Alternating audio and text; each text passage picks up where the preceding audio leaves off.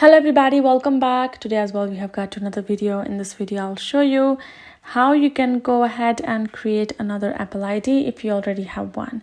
But before that, please do make sure to like our video, subscribe our channel, and yes, without any further delay, let's get started.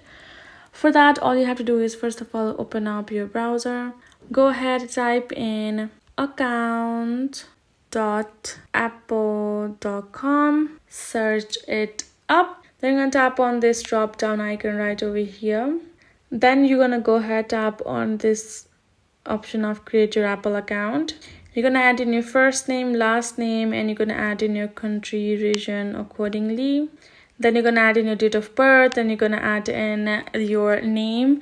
After example, like your ID, you're going to add in your password. You're going to confirm your password. Once you're done, you're going to go to the country section and add in your number. Once you add all of the information, you're going to go to phone number. You're going to add in your number as well, and then go ahead, tap or add in that character in the images, and then tap on continue, and then you will be able to make an ID.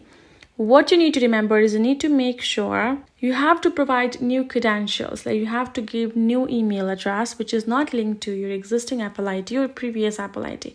You have to create another password. As long as you do that, you will be able to create new Apple account like that, and you're good to go. Thank you so much. Hope this video helped. Thank you. I'll see you guys in our next video.